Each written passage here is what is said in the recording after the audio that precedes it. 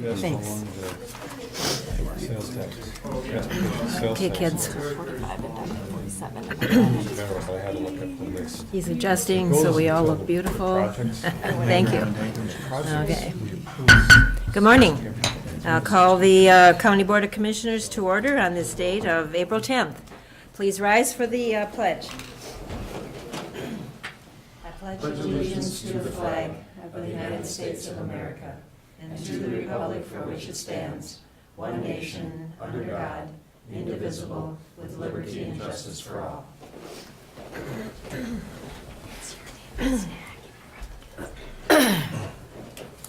You've had a chance to look over the agenda. Any adjustments?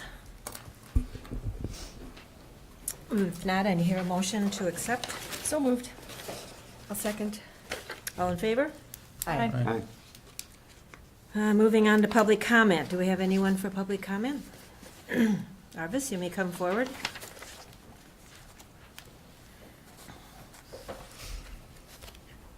We'll get your autograph, and then you can, for 5 minutes, give us your thoughts. Good morning. Good morning. Morning.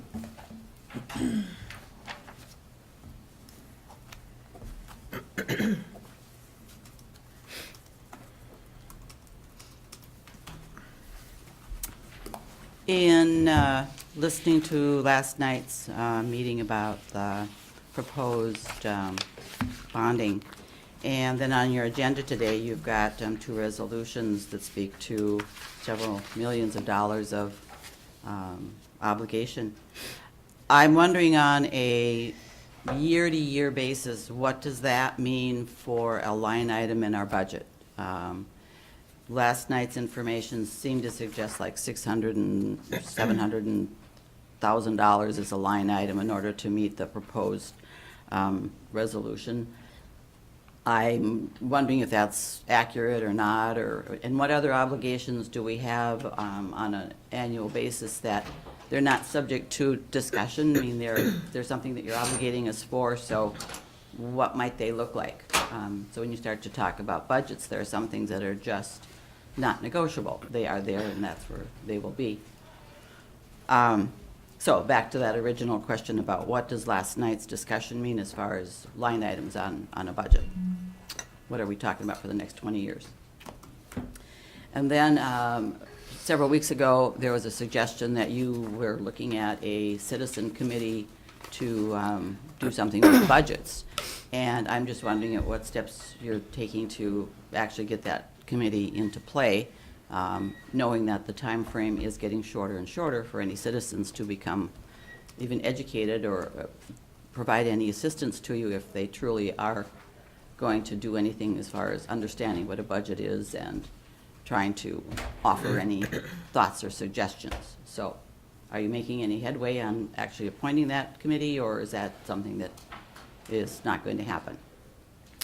My two concerns. Thank you. Thank you. Our next item on the agenda is Todd Smith.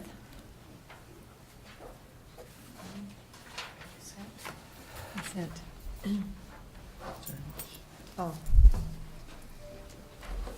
What did I miss? Consent agenda. Oh, sorry. Okay, looking over the consent agenda, does anybody have anything they want to pull? Okay. And motion to accept? So moved. I'll second. Okay. All in favor? Aye. Thank you. Thank you, Stacy, for the reminder. Then Todd. Thank you, Commissioners. Today I have before you 3 abatements, fairly minor abatements. You can see the explanation under box 7 is what the first 2 abatements under name of Martin Coyer were. It had to do with an undivided half interest in a property out in Schroeder and how the taxes were split. If you look at the map, it shows 2 properties, but they're actually under one, 2 PID numbers, but they're actually owned under the same family that owns it. So it's just a matter of how the taxes got split. They were slightly changed, so they were about a $94 each difference. Item number 3, the abatement for Tormenden.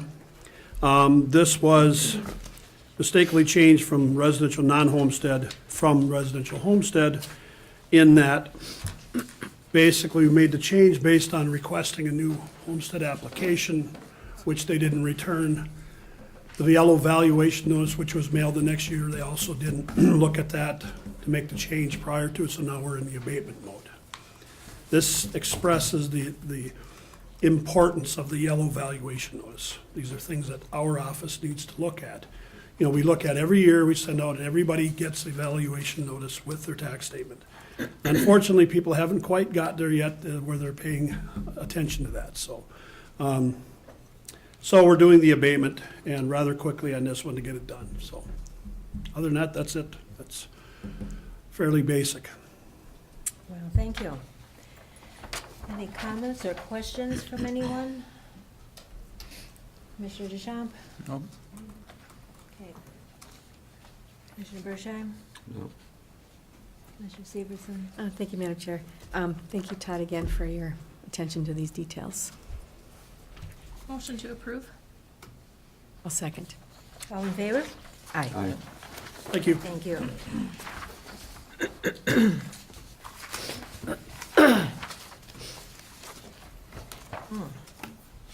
Well, we have scheduled at 9 a.m. the public hearing for the fee schedule, but it's only 20 minutes to 9.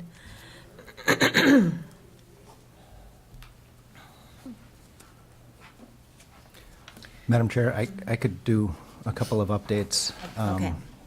And one of them might be a response to Ms. Thompson's question about our debt load and our debt limit and our debt capacity. And I think an easiest way to answer that would be perhaps for Brady and I to just prepare a summary page of the debt that we have and make that available to you as communication in an upcoming meeting. Then it'll be part of public data that you have. It's confusing to just talk about it. It's much easier to talk about it and look at some sort of a resource. But we could easily put something together like that. We know that her numbers are correct. We're looking at $650,000 to $700,000 a year, but we also know that 3/4 of that is backed by the transportation sales tax as a source of revenues. Brady's going to be providing something that Bruce put together last night to show the impact of this proposed bond. He'll have that available this morning as we're considering that, so you'll have that information. But to answer the rest of her question about the rest of the debt that the county has and what source of revenue those things are and what impact they have on we can certainly put together a 1 or 2 page summary related to bond and debt and the length of each one of those things. And that's a good piece of information to have out there. The other item that I had to bring up today, we talked about yesterday briefly, but our videographer has taken another position, and he is going to maintain his commitments to us through the month of April, but in May, for recording and/or live broadcasting, we're going to have to come up with our own solution. And what we have to this point is I did get a list of the equipment that Patrick currently uses to provide this service for us. I talked briefly with Rena Rogers yesterday about the technical capacity and what we might be looking at. And I'd like to get your thoughts on this, but the two of us together were leaning towards creating making the technology available in this room in a relatively automatic format so that we don't necessarily need somebody here recording, that we would just have the equipment and we could turn it on, and this room would just have that capacity. So it would be adding ITV type capacity, recording and broadcasting to this room in an automated format. It might be a little more expensive at the start, but it doesn't require additional staffing needs once it's installed. So I'd like to hear your comments on that, because if you're supporting that idea, then Rena and I will get together on putting together an estimate to make that happen. And that would be recording, not live. Well, we would have the ability to do either, because from my understanding, the difference between recording and live streaming is just another piece of technology that you put in line. The live streaming is currently being sent to a Cook County YouTube page, So we own that, so we can add content to that, and we can add content to that by uploading video, or we can add content to that by streaming that video. So from a technology standpoint, we don't have to make that choice. I think the public board meetings can still be live streamed very easily, which just, from my understanding, it's one other box that you have to buy to make the video live stream to the YouTube channel. Okay. Any thoughts, comments? Yes. I know you say we don't need staff, but technology breaks. So we will need staff to make sure it's working and maintaining it and Mhm. making sure it runs. I'm sure someone in that office is gonna have to see that we're actually on in the morning. And then we don't have all of our meetings in this room that we record, so what happens when we're not here? Well, we would have to have a conversation about that too. Are we going to have a policy related to recording? We've expanded our recording beyond the business meetings that we hold. Right? And that's going to have a budget impact, and that's going to have more of a budget impact if we have to maintain capacity in-house to do that. So I would propose that we create that capacity here. This is where we have the business meetings that we really need to document and archive. And other meetings, like the one we held last night, was just an open house. The meeting tonight really is an open house. We are recording it, but I think we're stretching beyond what our requirements are to provide access. We have public meetings, we have open meetings, people can attend, but we do have a choice as to how much of that. Right, I mean, it's not required for even this to be recorded. But we could also have another camera and just record those meetings and upload those later as far as archiving. We don't need to have live stream capacity to have the ability to do that. And yes, when we have technical staff in IT, if we had a problem with our microphone system, they would be available to help us with that. And that's why I think it makes the most sense that they would help us figure out how to create a solution in here so we had video in this room as well. I would guess it would look something like having a camera mounted up there that's just there, and it's not necessarily going to pan, it's just going to cover the room. But if it's tied into the audio, then it should be at least good from a documentation standpoint for people to be able to follow the business. Okay. Or we could go full ITV, because the new ITV stuff is voice recognition and monitors to who's speaking. Well, that owl that we've got up in public health, it Yep. does 360 and scans. I don't know how much it costs, but it works We can pretty good. look at options. Yeah, and I know one of the other counties doesn't have it, and they've got little boxes for recording, and we couldn't hear half the room yesterday and they could hear everything, so it's a pretty nifty little Mhm. contraption when it works. So should we take kind of this month to discuss it and look into options and, I can bring options back in 2 weeks. okay. If we have anything to discuss next week at committee of the whole, we can do that, or if we get estimates, I can forward them to you in the meantime. But if you're comfortable with us investigating options for adding that feature to this room, then Rena and I will do that. But if we decide in 2 weeks, is that enough time to get the equipment here and be up and recording for May? Well, the truth of the matter is we could record with a camera. We can document the meeting and upload it later and still have the archive for it. So I would rather do it right than do it in a hurry, because we do have other options for providing video. It might not be live streamed. It might be live streamed. I mean, we can live stream from a phone too, so. We do have options, and I would rather get this room fit with the right technology so that it's good for a number of years than hurry up and, Okay. I agree, yep. okay, we'll make plans to do that. Okay, good, thank you. Anything else? We should thank Patrick for setting the bar really high. Yes. Yes, thank you. Yay, great. Congratulations, Patrick. I thank Patrick for the work he does, but not for setting the bar so high that we're gonna have to figure out how to do it. High to jump. The other comment that Arvis had was about the citizens on the Budget Committee, and we're still looking at that, talking about that. We've done it at the Committee of the Whole and then also on our budget meeting. So should be able to make a decision by the end of the month, hopefully, Mhm. for them to move in May and get some background and so forth on that. Okay, well, let's talk about any concerns. Reports, meetings to note. Since we're talking about budget committee, just, a reminder that the committee is a recommendation to the board. They're not a decision-making body. No, Yeah. right, we've said that, yeah. Yeah. Yeah, they're another set of eyes, another set of thoughts. Yep. Yeah. In that context, I think, our discussion was that each commissioner would select someone, so is everyone aware of that? Yep. Oh, from their Thank you for district. the reminder.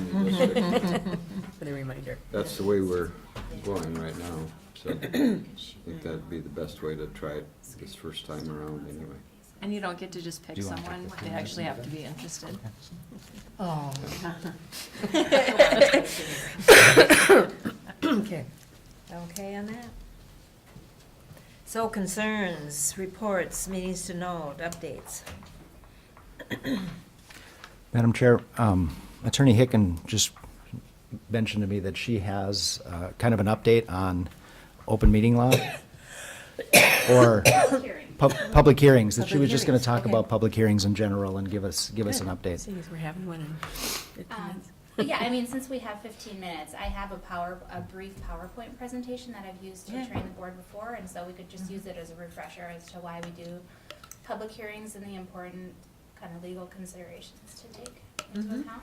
I'm just gonna make a quick attempt to get this screen going. If I can get it going quickly, then we can, I won't use the PowerPoint.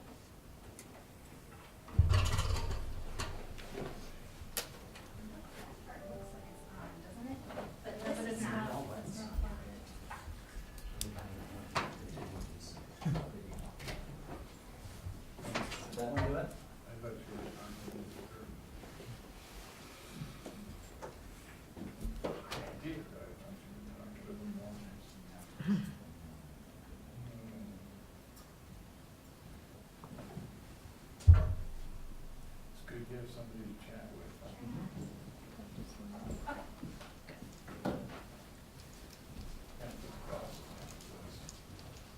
So I think, thanks to this technology, I can just beam my screen right up there. Wow. Beam me up, Scotty. Do you have to set that on auto scan, or do you have to set that on a specific input?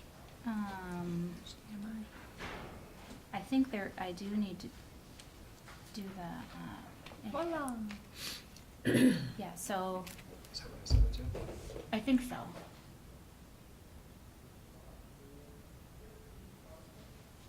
PPD 1737224, what does it say it is?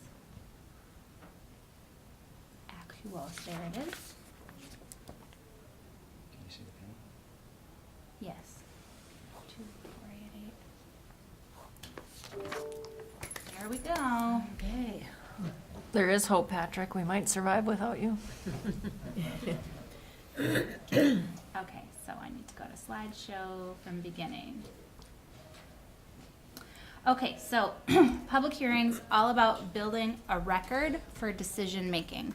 So the reason we have public hearings is so that you take into account all the kind of hard evidence that should go into your decision making, and then all of, whatever recommendations that the public makes. And so you're building a record that you can use later if your decision is challenged to say, this is why we made the decision we did. It is required this is a non-exclusive list. So these are some of the things that require public hearings. Conditional use permits, land use variance requests, and prior to enacting any ordinance which adopts or amends a comprehensive plan or official control. And then official control is further defined, enacting policies, standards, even precise detailed maps, other criteria.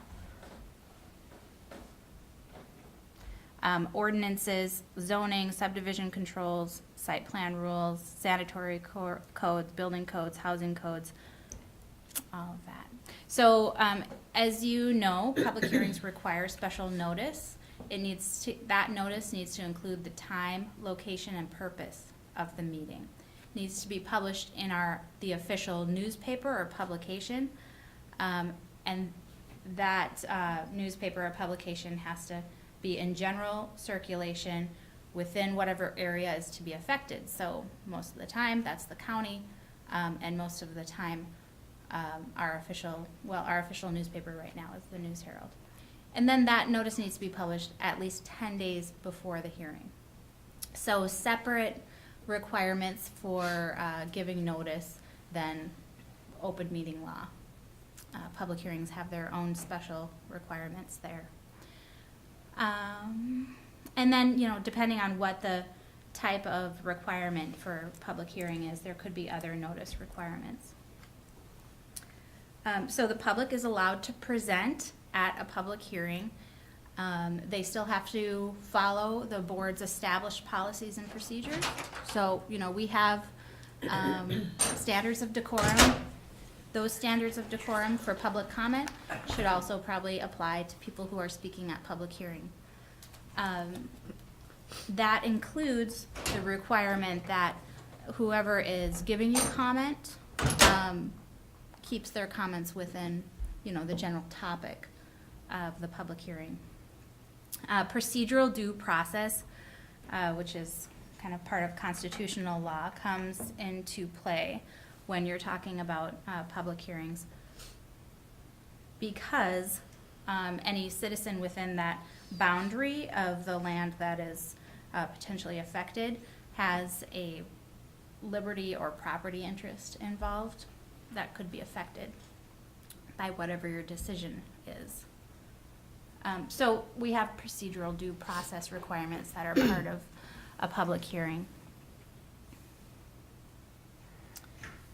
They're sometimes called quasi-judicial proceedings. So you know what a judicial proceeding is, or what it looks like. Up in our courtroom, there's a judge, there are witnesses, there are attorneys who argue for either side. A quasi-judicial proceeding is a little less than that, a little less formal maybe, and not with the exact procedure. But it is still the commissioners acting kind of as a judge. You're making a decision. You're taking in evidence from witnesses who, may be the public, or they may be whatever expert you've asked to speak at a public hearing. There are exhibits when members of the public or your experts ask you to take into consideration some document that they're presenting as part of your decision. You're accepting that into the record, just as a judge might accept an exhibit. And so procedural due process requires that you allow the citizens the right to be heard and present evidence.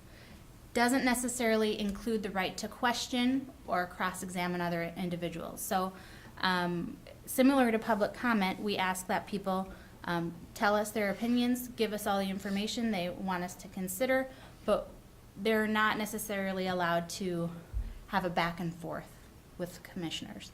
And there are good reasons for that. I think one of them is just to keep an orderly meeting, to allow every person equal time and consideration. Can't remember why we have this slide. So not every purpose for a public hearing requires that quasi-judicial proceeding. But we tend to follow it in every public hearing anyway, or I would recommend that we do. Where the quasi-judicial proceedings are required are variances, subdivision plat, zoning code violations, site plan review. So this is an important thing. I've underlined that first bullet point because I think it's especially important to remember that you are to remain neutral and impartial decision makers. So you listen to the evidence presented to the board in an objective and neutral manner. You don't come with pre-formed opinions. You don't. You try not to bring your own biases and prejudices about this subject area into your decision. You certainly can use common sense and your education and whatever evidence is in front of you, and weigh whatever the public has to comment against that evidence. But in general, you want to keep an open mind and not make your final decision until the public hearing closes and you've heard all of the evidence, essentially. It's when a decision becomes challengeable if a court decides you were not that fair and impartial decision maker. So that's part of why it's important.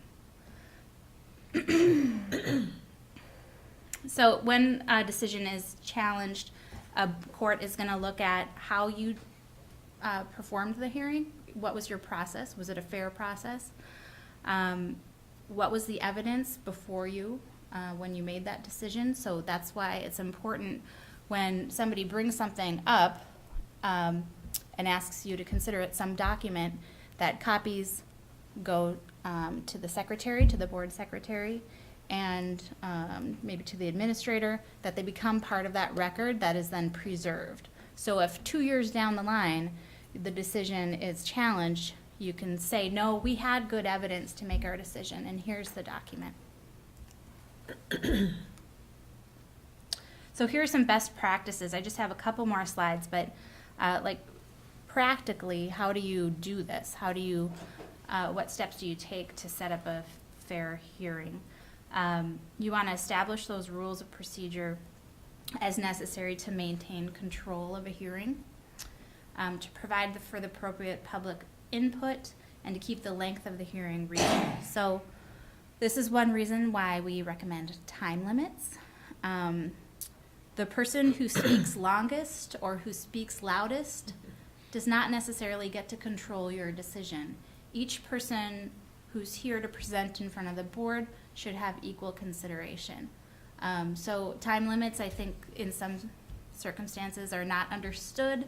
They might be seen as unfair, but we should understand why we have them. That the reason we have time limits is to create fairness and to protect people's equal, to provide equal protection to people.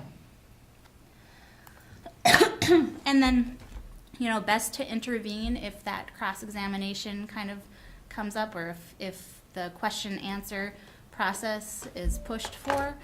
It's best to intervene early and just make sure everyone knows what the rules are, why we have them. If you have a specific applicant, like for a variance request, and there's a public hearing associated with that, that applicant is allowed to inspect the documents and present evidence fully.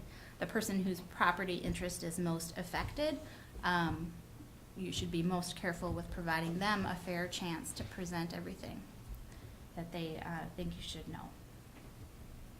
And here's another reference to just making a record. Making sure that all of those documents, maps, photographs, everything that's presented is kept as a record of why you made your decision.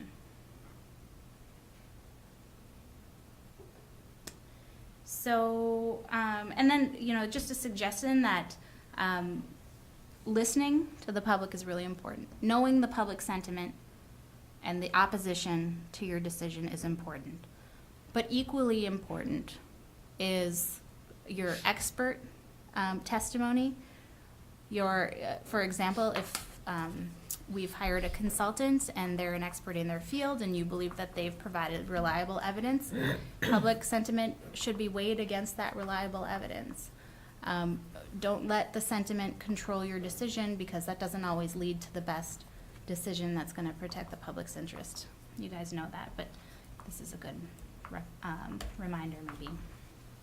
There you go, public hearings, snapshot. Last minute presentation. Great. Thank you. 1 minute to spare. Any Great questions? timing. My question would be, as far as allowing them a certain amount of time, we do, at the beginning of the meeting, allow folks 5 minutes. Mhm. Should that be adjusted to, if we have like 40 people, down to 2 minutes? Or should we make that decision depending upon how many would be coming forward? I think that's your option, and it's something you can discuss with the board, but the chair, I think, has control over that. I think that it's probably a good idea if you have a lot of people and you've seen a show of hands of people who wish to speak, and that's more people than you're going to be willing to give 5 minutes to keep that. Remember in the slideshow, we talked about a reasonable time. Public hearings should be a reasonable time. You don't want to go over what's a reasonable time, so it's okay to shrink people's time from 5 minutes to lower than 5 minutes to give everyone an opportunity to speak and still keep it within within that reasonable time. Okay. Thank you. Anybody? Yeah, thank you. Last night, we had sort of like an informal open house, or, and from your point of view, especially in legal terms, as we go forward, are there better terms than others to use to describe a meeting like last night? Is it an open meeting? It wasn't a hearing. Right. That's today, or, Information session. so have you got a term that we could use so that we get a little bit more consistent? Well, the information session is a good, Heidi suggested that, Commissioner Dukirk suggested that. Town hall is also a phrase that people use for that kind of interaction. It depends on your purpose for Okay. it. So it could change each time in Mm-hmm. open house. Yeah. Okay, anyone else? I like the description of fair and equal, because, when I was chair, we had I have 2 minutes, but I'm not using it, I'm giving it to so-and-so. And when you do that, it's no longer fair and equal. So I liked how you explained that in there, because if you want to give it up to someone else because you're uncomfortable speaking or whatever the reason, but now that makes sense as to why we don't sell our 2 minutes. Okay. Alrighty, well, thanks so much, Molly. Very good information. So at this time, I will turn it over to Brady for the fee schedule So, presentation. so this is a public hearing to present information on a request from department heads to change the fee schedule. The bulk of the changes, however, have changed. And that was the ones at the bottom. It says planning and zoning and emergency management, primarily regarding E911 parcel sign addresses and multi-unit addressing. And after discussing between EMS and Molly, myself, and others, decided that the best procedure would, since there is an ordinance regarding address signing, that we should look to amending that ordinance first, and then look to apply any new fees. So that's being started already between Valerie and Tim Nelson and the rest of us. So we're postponing all of that. Going up to the top, the sheriff's office wishes simply to delete 2 items from the list. That's Project Lifesaver, the maintenance fee, and the one-time lease of the transmitter. They only have one user for that service right now. They don't get a lot of requests for it, and they see it as part of the public safety function, and they don't believe that it should be charged for. And it's a very small, minor thing, so they wish to remove that. But they do wish to add, for civil process writ of execution, 5% of the amount collected. Below, on the auditor's office, the passport execution fee, that's not a new fee, but it's not been on the list, so this is to add it to the list. This has never been there. The second one, the passport picture fee, that is new. We've now acquired a camera, and we're taking photographs now. The proposed fee is the same fee that the post office uses, and this should be easier for most people that are getting their passport here than they can get the photograph right here. And that's the sum total of the request. Okay, thank you. Open it up for question or comment. Commissioner Severson? I have, thank you, Madam Chair. All makes sense to me. I have no questions. No questions. No Seems, questions. No questions. Nope, so thank you very much for doing this, and it's great that So- there'll be a camera here to take our photos. Madam Chair, we do want So to that ask if there's motion- anybody here Yeah. to speak Mhm. at this public hearing on this item. Okay, I don't see anybody that wants to. No, nobody's leaping up, so. And then thank you I'd for ask that. for a motion to approve the fee schedule as proposed. Okay, So moved.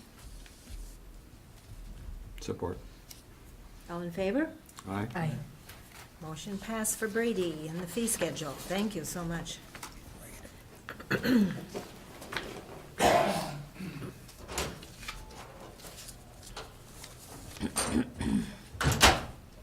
Okay, so we're a little bit early, but Kristen is here, so we will have a report from her.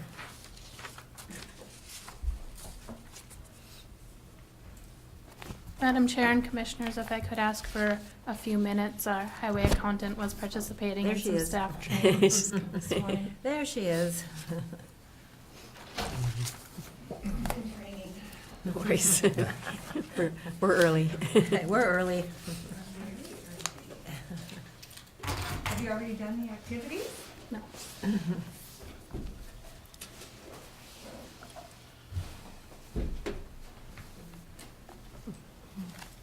Morning, Lisa. Morning. All right. Okay, set? Good morning, Madam Chair and Commissioners and colleagues. Today we are here to step through the Highway Department's annual report of activities, which is a financial report that is prepared every year for the state of Minnesota as to how we account for not just the state aid, construction and maintenance dollars that we receive, but also other expenditures of the department. So I will get things started with an overview of your year in 2017, starting with all of the staff transitions that we've had. We are still moving forward at the Highway Department. At this point, we have a vacant engineering technician position that we are evaluating. So we were able to fill one of the 2 engineering technician vacancies. But of course, 2017 was also a big year with the change in your highway engineer staffing structure. Moving on to other news of the Highway Department in 2017 was your first year of collecting the Greater Minnesota Transportation Sales and Use Tax here in Cook County. We look at that as a way for all of, not just the residents, but also the visitors to Cook County, help us to make some of the improvements that we need to make on the roads that everyone drives on and uses. Also in July, you deployed the e-permitting system for county's permits. We are experiencing that with the Lutsen 99er permit that you see in your packet today as an example of making that process more efficient, both for the department as well as the users and customers of the system. In 2017 construction news, your major project, of course, was the County Highway 7 rehabilitation, but also some finishing work and cleanup on your prior CASA to Sawbill Trail paving project. On the maintenance side of the business, spring load restrictions were lifted beginning on May 17th, with the last bans lifted on June 14th of last year. The timing that the Highway Department releases the road restrictions is based on the condition of the roads at the time. In the crushing contract, our price per cubic yard of Class 1 last year, which is the surfacing gravel that we use to maintain our gravel roads, you're looking at $8.80 to $8.85 per yard, depending on the pit. In salt sand, we're starting to track the costs of salt sand for the Highway Department, and in comparison to other counties, I feel you are doing quite well in that category. On the maintenance crew side of things, they were a big help with some of the changes that were made to last summer's Maple Hill Pit project, but they also made great headway on installing several driveway culverts and getting some maintenance work started on the Ball Club Road and County Road 58, as well as several other county roadways. Snow plowing for 2017 began on October 27th. And those are the overall facts that I'll look forward to reporting on an annual basis. But of course, I'd like to turn it over to Lisa, who has the experience to go through the finances in much greater detail for the listening audience. Good morning, Madam Chair and board members. Morning. Thank you. Page 3, if you look at that, is a page that we have to provide to MnDOT State Aid Office at the end of every year. By submitting this in a timely basis, we then assure that our state aid allotments continue, and we actually end up getting our municipal maintenance dollars for that year once we submit this in the subsequent year. So right now we are just getting our 2017 municipal maintenance dollars because we've submitted this report that came in last week. And you can see that at the top of that, it just has our normal summary of the miles. We have 173.9 regular miles, 6.18 municipal, and 116.41 county roads. And just to refresh everyone, routes 1 through 23 comprise the regular and municipal CSAH, and then roads 24 through 103 are our county roads. And we'll brush again on that later in the report. Probably the biggest item of interest for everyone, of course, is the financial statement. Our cash balance at the end of the year on page 4 was $1,246,391.59. That's up a little bit from last year when it was just over $1 million. It was $1,007,615.94. The primary difference is that we actually have some equipment monies reserved because the municipal dump truck did not get delivered in 2017, even though it was ordered in 2017. And that is the cash balance difference this year. So basically, we held the line on our cash. In terms of our accounts receivable, just a couple $1,000s difference from 2016.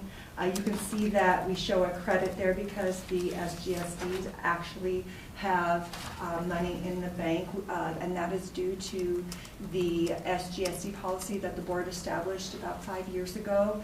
And it is our aim every year to try and help the SGSDs stay in the black so that most of them have about 1 year of typical expenses in the bank, so that if they have an emergency, they aren't in a critical financial situation as it happened about 5 years ago with 2 SGSDs where they actually ended up having to, in essence, borrow money from the county and pay it back with interest over the course of a couple of years and then had extremely high assessments. So with that change, they are all in the black now, and that does give them a little leeway for emergencies and difficult snowplow years. Due from state aid, we're actually showing at $416,000 and change due. Last year we were at $366,000. Those fluctuate depending on what projects are not closed yet. Our allotment balance is a little bit down from last year. The CSAH 2 project basically used all of our regular CSAH monies up, and we're still recovering a little bit from that. And Kristen will be looking at our 5 to 10 year transportation plan and talking with you about state aid allotments and construction plans in the forthcoming months. And inventory, statutorily, we are required to count our inventory and maintain a reserve for inventory at the end of every year. And at the end of 2017, we had $547,000 in change in inventory. It's down a little bit from the prior year when it was $572,000 in change. So our total assets are just over $2.5 million. And if you turn the page, you will see our liabilities. So on page 4A, you will see that we have our standard, we have our vendors that we have payables with at the end of the year. We have our construction contracts, and we'll see in detail which projects those are on another page. The one that's new the last few years is long-term lease payable, and that's up from 2016. In 2016, it was $187,000 because we were financing just the one grader. With the decision to finance a second grader in 2017, that went up to $291,000, $787.97. We have comp time payable. We have just the normal salaries payable. None of those is anything more than the normal. In terms of our deferred revenue, you will see that we have, of course, our construction allotments, and then we always show our delinquent taxes. And they are actually down a little bit from 2016. And at the end of 2017, they were $18,162 and change. In 2016, they were just over 21,000. So we're always glad to see that number go down a little bit. And then that fund balance that I was speaking of, you see our reserve for inventory, that 547,000. That reserve for the equipment replacement of 241, because that bill is coming. Actually, we just paid it last week because it was delivered on Friday, the municipal dump truck. And then our undesignated fund balance is 672,000, down a little bit from last year of 754. So, and then of course our liabilities and fund balance equate that 2.5 million. Then the next few pages will just have a lot of breakdown of that financial statement. So on page 5, of course, we show our accounts receivable and where things are due from. And the one thing that I wanted to point out in particular on this page is that second section, which is due from subordinate governmental service districts, or SGSDs. You can see that they all were in the black. That's why the numbers show as negative, because they're accounts receivable.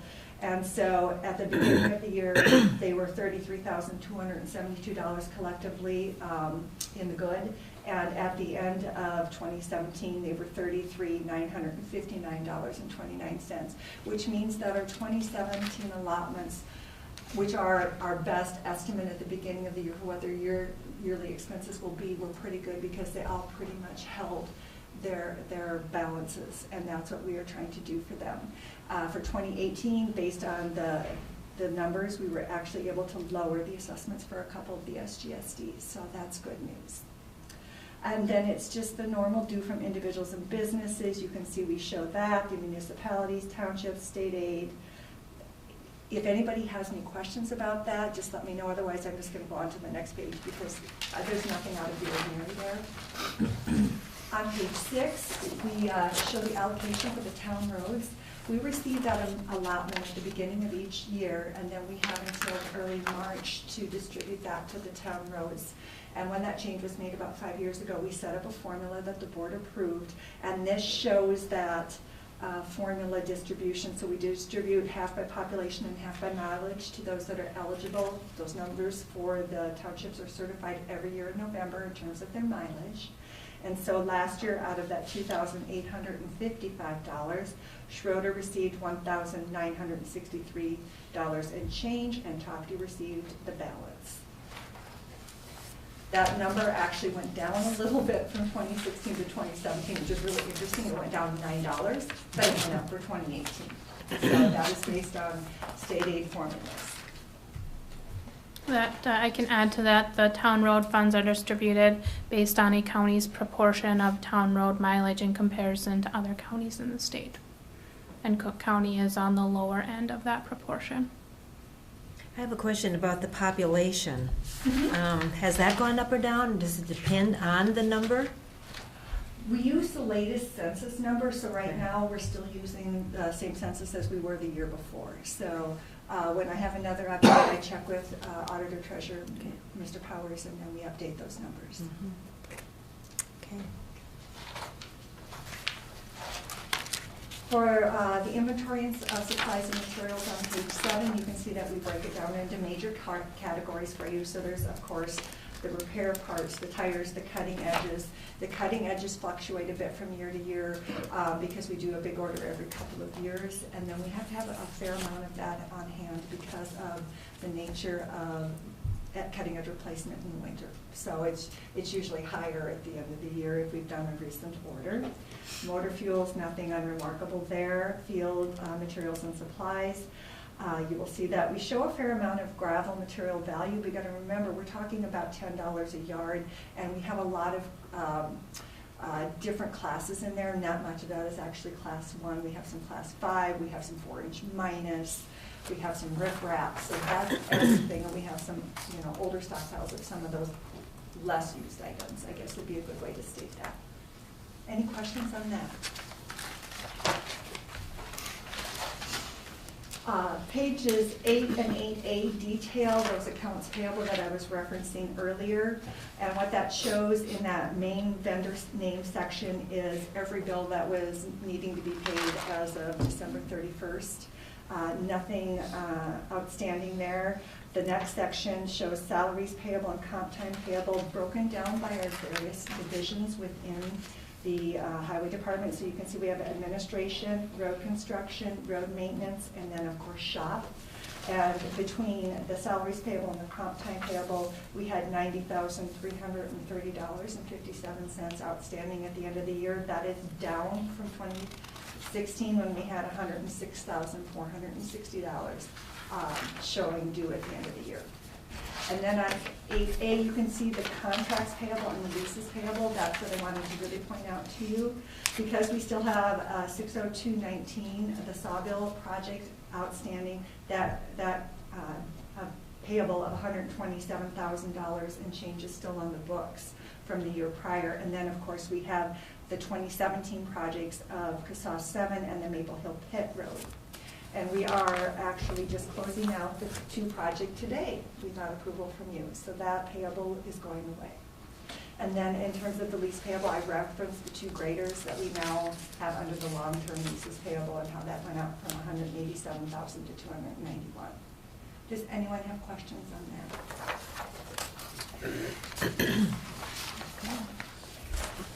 Pages 9 through 15, I'm just going to touch on briefly. I usually don't go through them in any great detail. This is a report out of our cost accounting program, which shows each unit that we have and the original cost, any cost added during the year for repairs, any capital improvements which might extend the length, equipment rental, which is how much we've used it based on the formulas that we have in the program to charge back against that, which we have to do for state aid purposes to show the cost of using the equipment on the roads, and then yearly depreciation and the ending balance or value of each unit at the end of the year. If you have any questions, I'd be glad to answer them. It's basically a state aid report that we provide.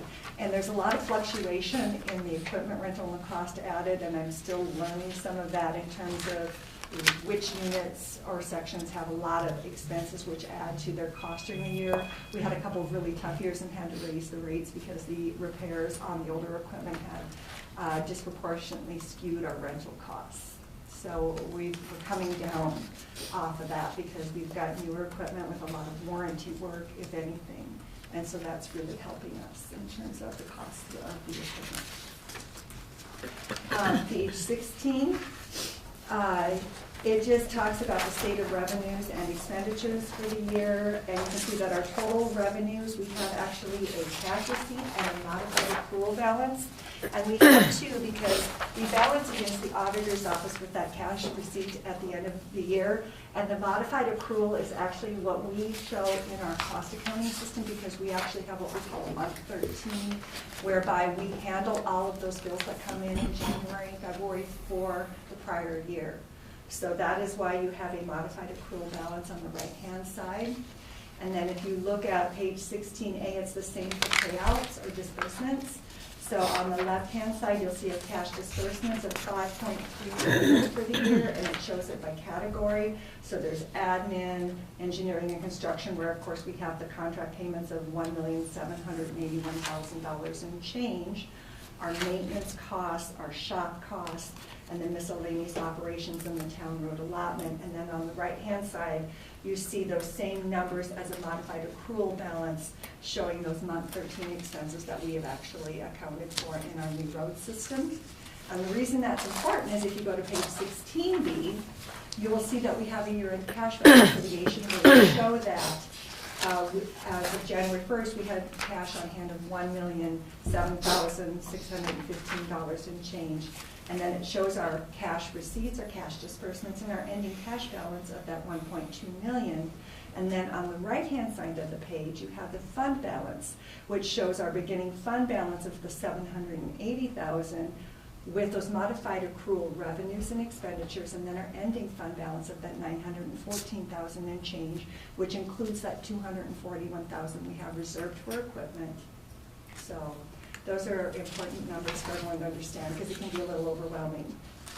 Any questions? I know I went through it a little quickly, but I just wanted everyone to have a snapshot of those numbers. If not, I'll move on. This is probably one of the funner sections, pages 17 and 17A. It's our summary of road program maintenance costs.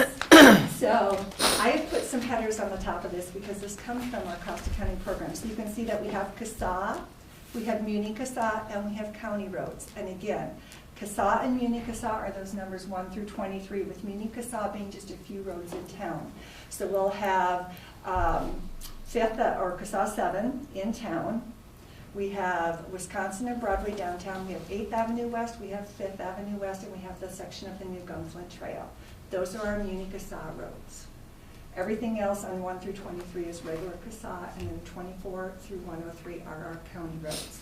And as you can see, for our regular CASA, our maintenance expenses were $1.2 million and change. For Muni CASA, it was $43,334, and for county roads, it was $1.1 million. For the public, it's important to note that our CASA and Muni CASA roads receive state aid gas tax revenue dollars to help fund those. For our regular CASA, it's never enough. We've overspent every year that I've been here because of the demands of maintaining those roads. The county roads, roads 24 through 103, are dependent on levy dollars for maintenance and construction. And that's important for people to understand. We still spent $1.1 million on maintaining those county roads. That's where the bulk of our levy dollars go. Okay. And then on page 17A, the breakdown gives you a little bit more idea of routine maintenance, repairs and replacements, and betterments. So of the one, and in this it shows a little bit more expense than on 17A because the adjustment to equalize depreciation is not taken off on this number. So you see that under betterments on the county roads, for example, we spend about $48,000 doing things that the state considers improvements that will extend the life of the road. So we're always trying to look at what we can do to improve the life of the roadway and not just doing the routine maintenance of let's get out there, let's grade, let's do snow plow removal. And snow plow removal is a huge ticket item. If you look at 110500, for example, you will see that on CASA roads we spent $520,387. Just on the roads in town, we spent over $32,000, and then on our county roads, we spent $242,497.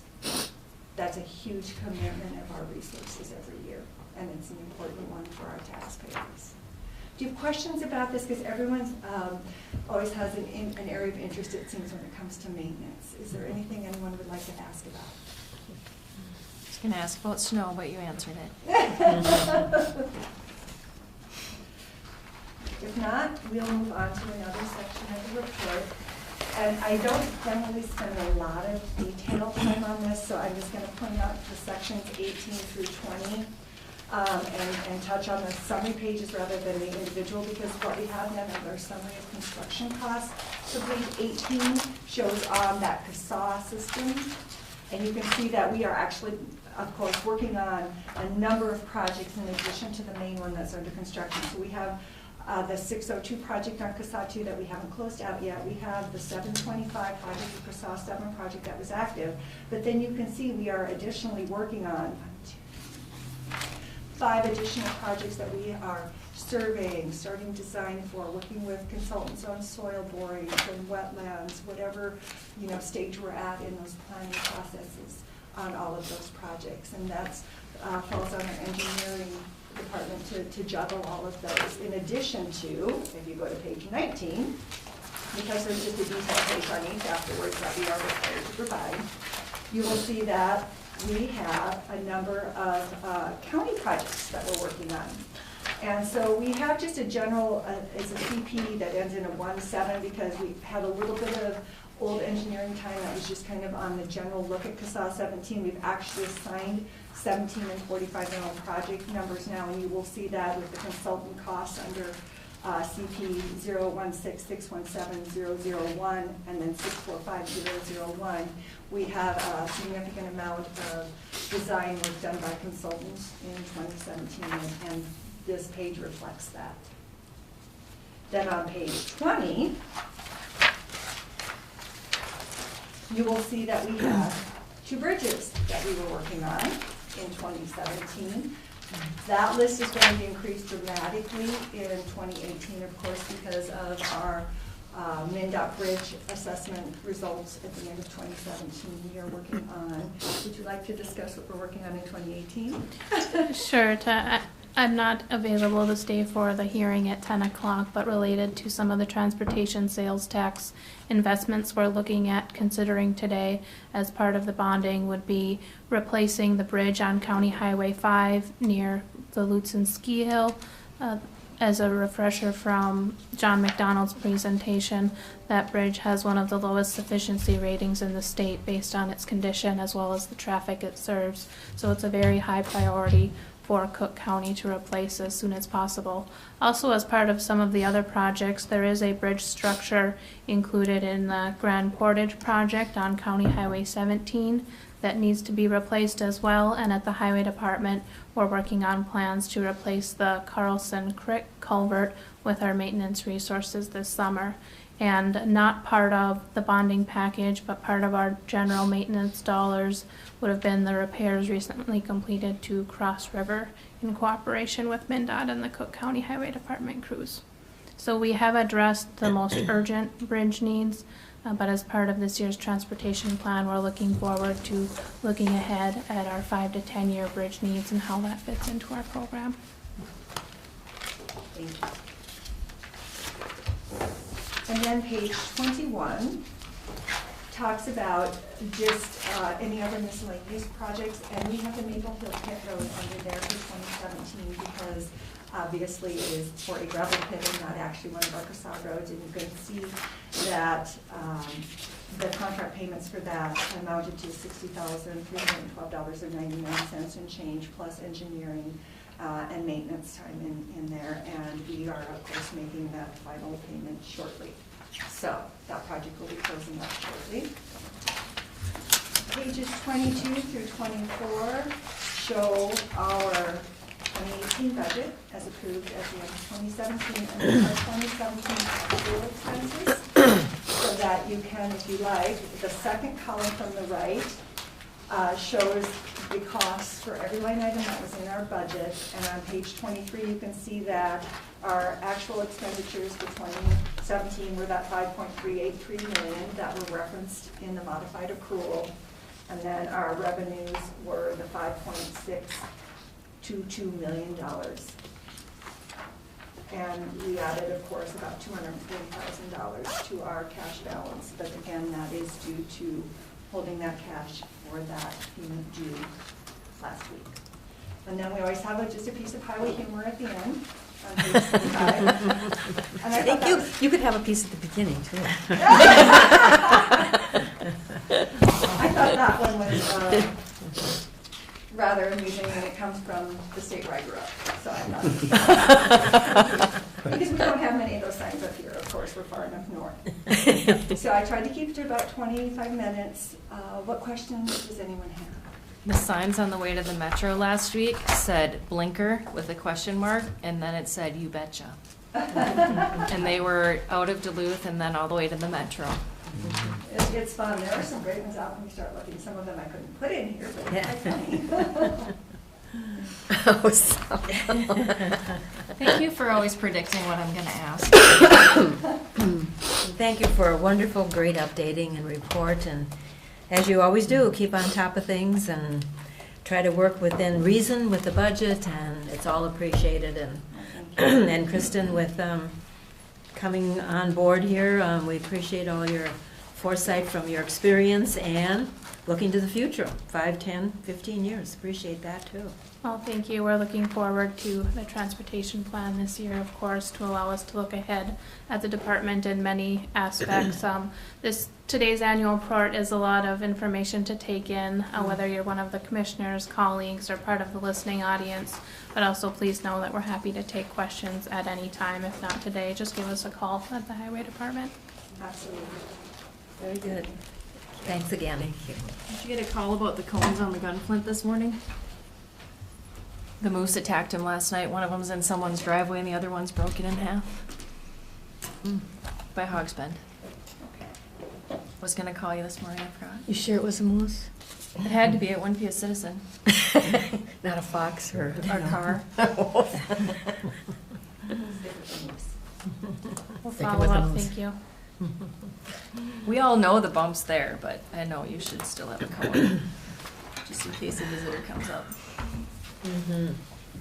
Never know who's gonna be on the road, animal or mineral, or human. Usually some minerals. Thank you. Thanks again. So at this point, we'll have a break until 10 a.m. when we will call the public hearing unless somebody has something you want to fill in. We have two of these tonight. Oh, Done with Kristen. we're not done with Kristen? No, it was Oh, one. you more. did do the other item? Right, we did. Okay. need to do the. Oh, I thought We you'd can do already the- done it. Okay, Kristen, Final you're on board. With the final payment or Yeah. the final- information? Okay, All right, it's in here somewhere. My staff prepares me very well. I know. Which stack of papers or something else? Should be all color coded.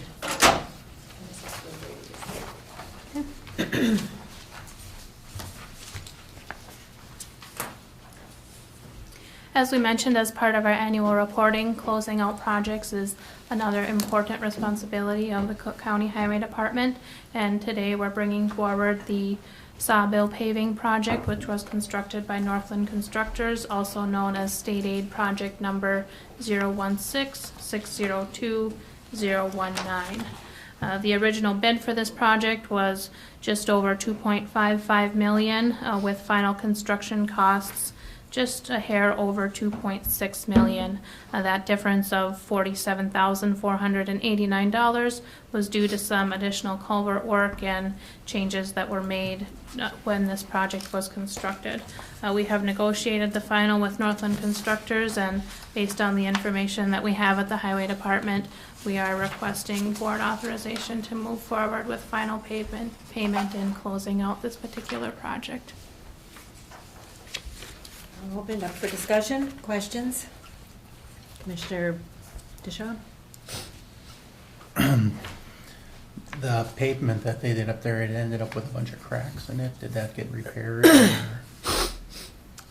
Madam Chair and Commissioners, that is something that we'll have to look at as part of our transportation plan moving forward, is how soon we might need to address some of the problems that we're seeing on the Sawbill Trail, in addition to the slide that we have up by Saginaw Lake on the Gunflint Trail. There are a few different areas of our roads that require a little bit more in-depth geotechnical analysis before we could determine the cost to remedy what we're seeing happen on the Sawbill Trail or some of our other routes.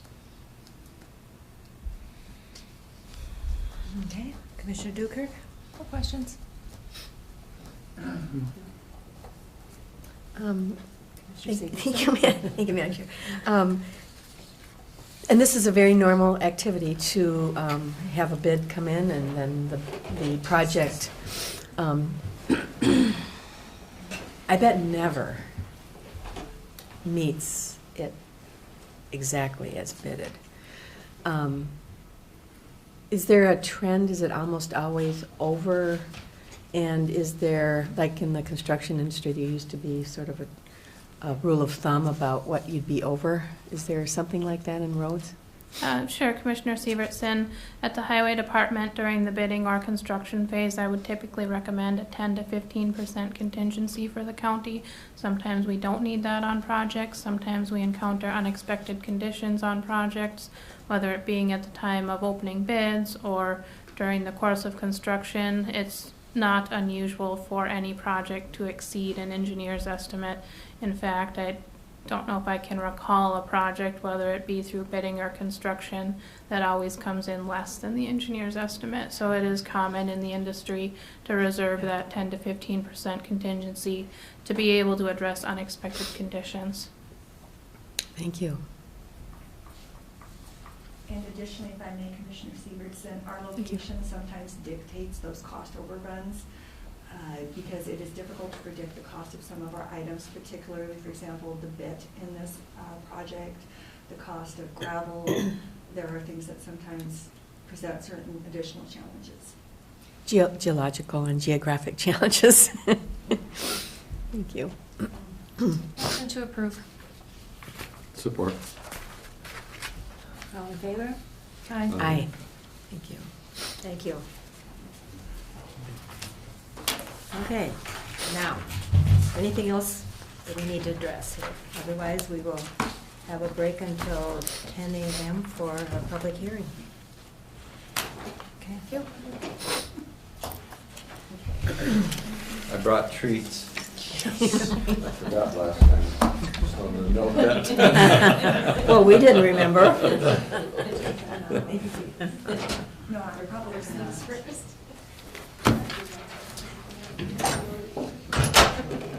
Oh, there were some that were quite delightful that I couldn't put in. Well, Patrick, congratulations on your new job. Thank you. You're going to be, I thought you were going to have something else to say. Yeah. I'll still do it in the city for a while, but not very much. But you had an employee for a while. Yeah,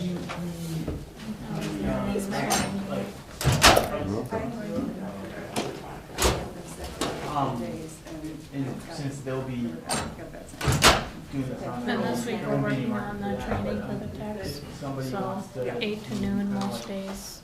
video Randy and production Scott for, and Natalie are at their commercial computer, sort of learning a stuff little bit like more that. about our construction software, so. Bring it in. He's actually giving them the control of Keep your business. so it's good. Yeah, I won't do anything myself, He's but with, I find. who has the control periodically, so everyone's getting to work. So, So the whole man sees a project. Probably, yeah. The Coast Guard is one of your first projects down there. so I was. That's what I hear. So he needs I to toured sign, a few weeks ago. including the certifications. Do you have the board certified on project ready? I have a blank when it comes to having a motion to accept the agenda. No. I made a note to myself that I'm gonna, We just do that. Yeah, sometimes We you don't better usually want remember. the annual report at like. well, we've already, added to the agenda. Well, I figured it's right. Move it off. I think it's more important here. You got plenty of helpers. Yeah, I know. Waving their arms, what are they waving their arms for?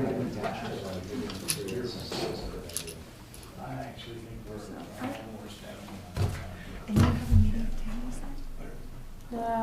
No, at 11 o'clock I have a call from. That was good information, Molly, Yeah, thank you, Molly. because there has Any been reason we need to be here? some discussion about the difference between a public meeting, open meeting, informational meeting, and a public hearing.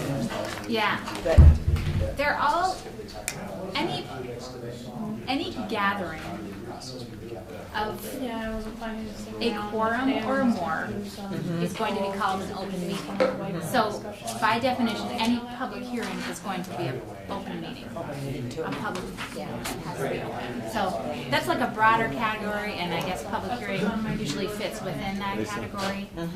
But you want to call it a public hearing to avoid. Yeah. I'm just giving you the final of that. Oh, okay.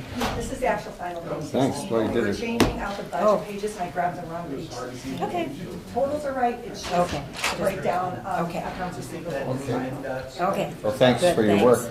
So I realized it after. Pretty that. daunting project. Jeff had asked me And whether, you know, sickening it, you need like a motion to Well, thanks for all you do. open the public hearing and then close the public So I sent an email, this is per You page don't 16. really need We're that changing the budget, and I because grabbed the you've draft instead already- of the final page 16. You've already, So that's- Oh. The totals are right, it's just, I have all the total sales bill, and then I have a meeting up, which is what I always do. And so somehow I put the graph instead of the final. and the public hearing just I can happens as remember an what my item question on your was. agenda within the meeting. Well, You're not let's see, you closing went so fast. the meeting. I was really forming the question. And I think You and I confused that with the closed session. the closed session, yep. Oh, So that's- yes. Okay, got it. Yeah, whereas, Sometimes I'm not yeah, the listening. difference being that you need the board's approval to close And they're key. the meeting. To what comes later. Well, and Some Jeff asked me confidentiality. I did it. It's about 27, I think, so.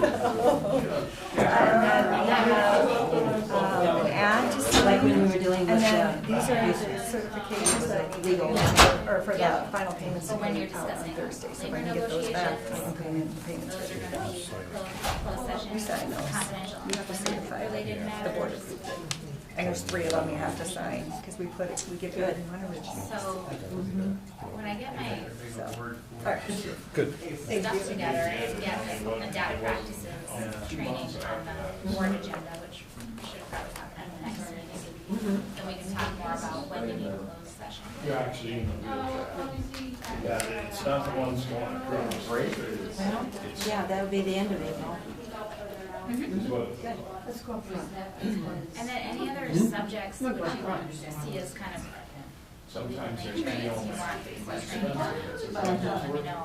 I prefer to deal with, really is if you can spread it out. well, I can really only deal with Still in from this kind of a setting, the general issues. Like if you have something specifically related to a certain And consistency would actually be issue, that you should talk about add it. during your list. That's stabilization.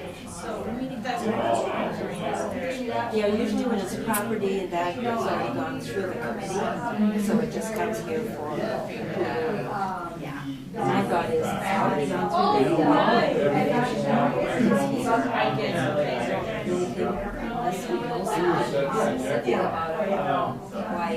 Every once in a while. Well, you just need to make sure that you're taking those as a recommendation. Whatever's happened outside of a notice, public meeting, that's a recommendation. And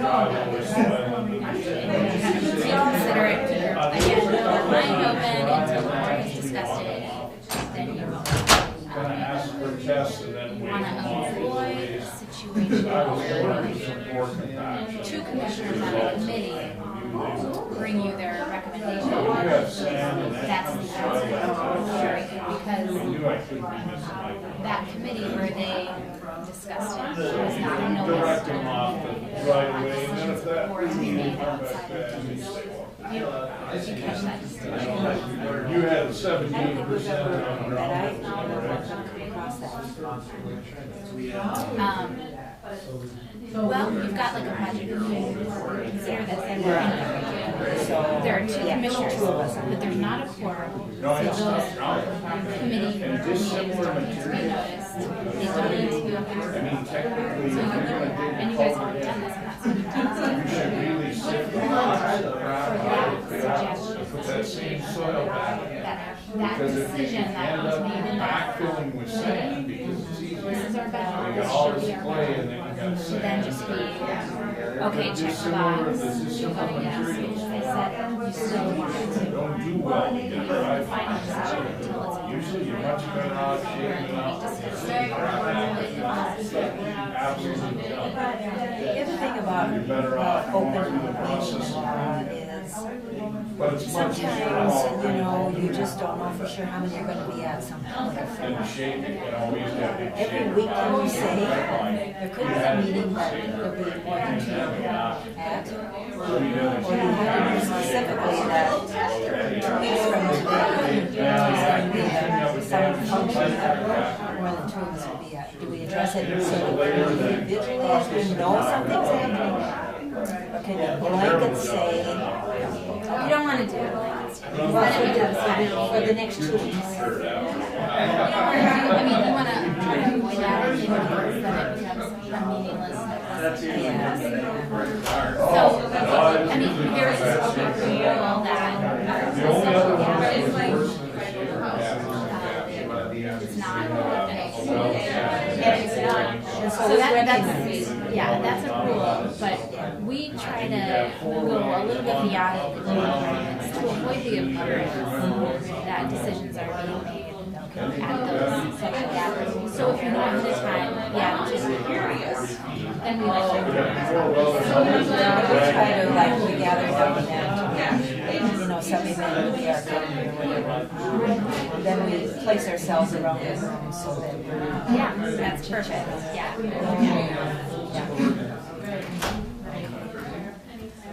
Alrighty.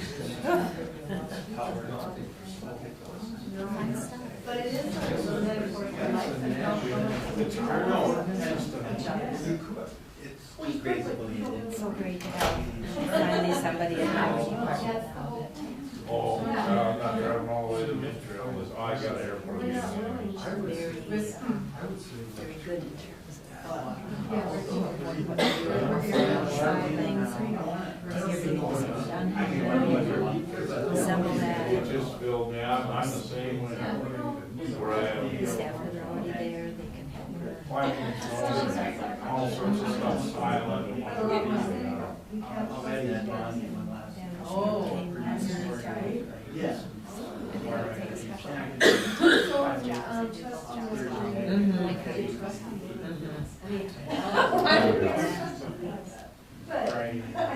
Yeah, it's one of those things where I was interviewed by someone in Duluth about this whole thing with superintendents and her situation.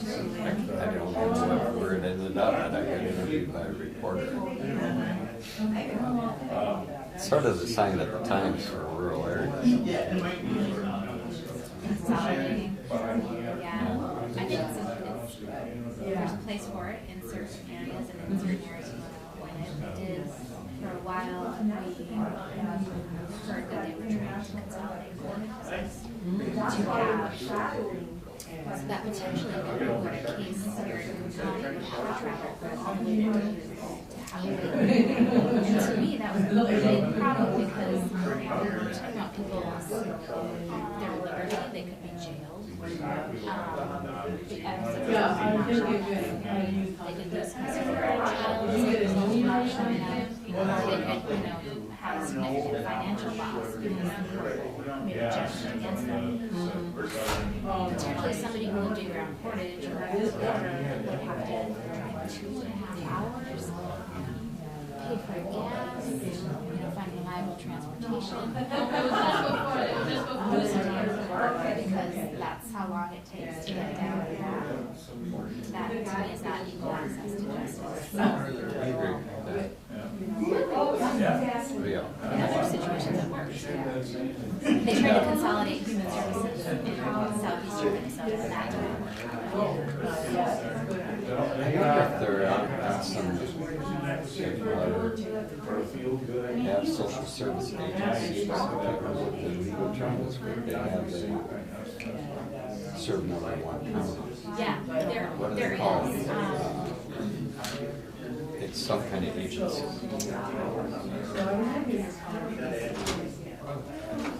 But I've heard of those. Yeah. I don't think it works. A lot of things don't work for us because we're so remote. If you had some of those smaller counties, smaller geographically, Minnesota, where it's just like 4 squares, and you make it a bigger square, the service area, and you can still get to any office within an hour's drive, that's different. Yeah, that's what they call them, service agencies. Yeah, service. Something like that. I heard that. I don't know, I think we should.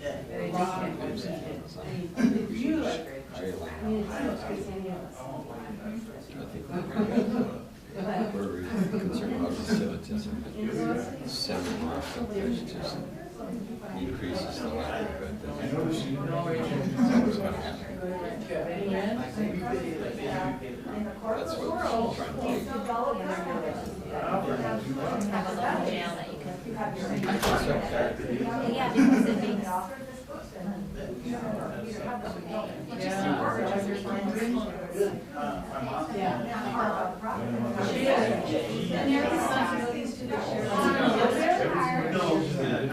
I try to put those situations in my file.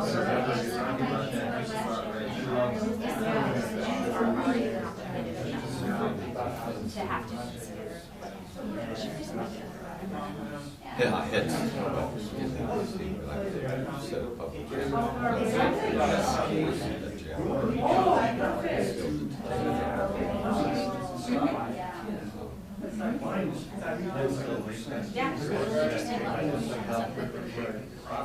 yeah, I think it's working kind of for me. I've been a tour with the guys.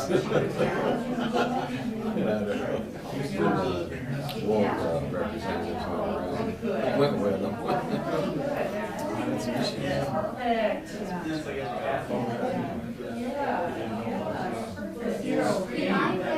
For a challenge.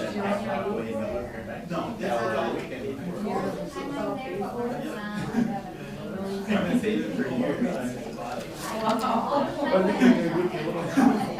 It was really.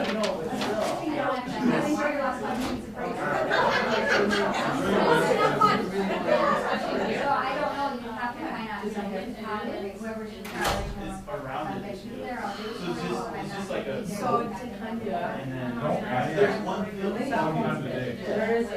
a little field that goes before it.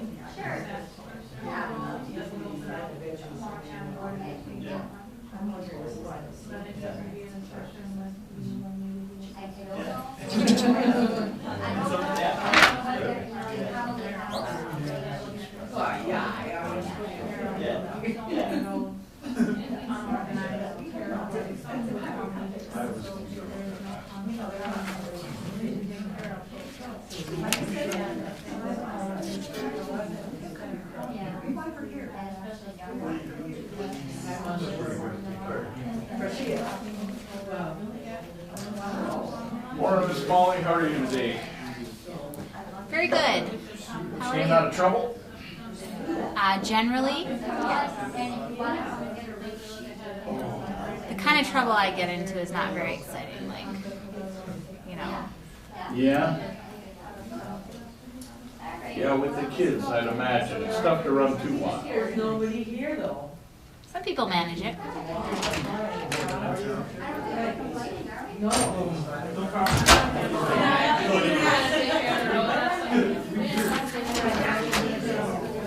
It's a scary crowd gathering in the back.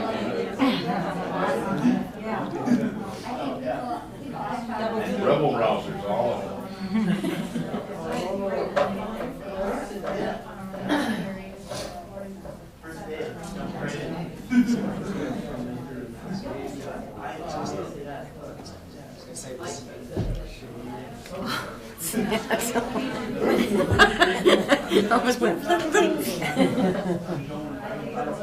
Lisa brought this page back because Yeah? she said that it's correct, it's just that she forgot to put this one in our packet. Oh, okay. So it's just an addition to that. Okay, great. She ended up with, Okay. Just look for public comment. stage and bladder. This is what I say about public hearings, no one shows up. Mike is out sick today, so we will reschedule. Okay. So,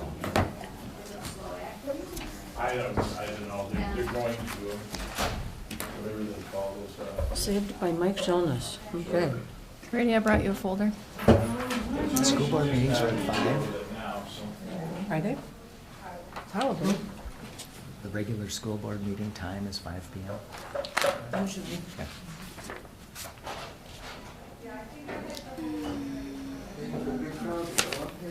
Well, apparently, is there nobody out in the hallway?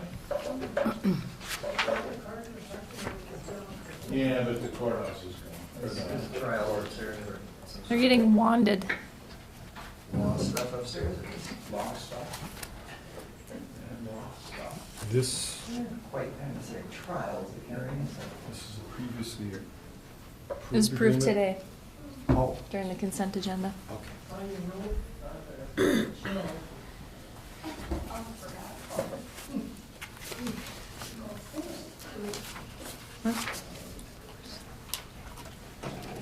I went to the parking lot this morning. Somebody's parked in my street.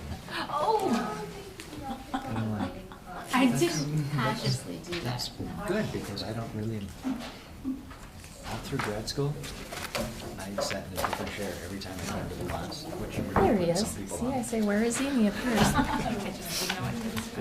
mean, not just a little bit, like I was sitting at. That was really good. I just bar said, back where's corner Bruce? and then as soon as people tip their hat, That could be tricky. that untells them, well, now you're doing it. Yeah, I usually park in the space across. Heidi's parking my spot. Well, typically, the attorney's No. office, My spot. the attorney's Right, office so I usually, parked in his spot. No, that's Holly's spot that I was in. Holly has the first I one. often, I guess whoever gets there first, either me or Holly. And I backed in today. So my park, it's almost biking season, so my parking spot is where it's office. Yep. Gotcha. Thank you. It's not, your spot is the second and third spot over on the side facing the lake. Depends on when I get here. Oh, that's not bad. I know how early I got here by how. When I'm not driving the truck, it doesn't matter. I got used to that spot because it was easy to drive the truck. So I knew you got here really early this morning. 1:45. Yeah, I'm usually here. So all of the assessors were here. Jeannie was here. Bev was here. If I can get the kids to the bus on time, then I'm here at.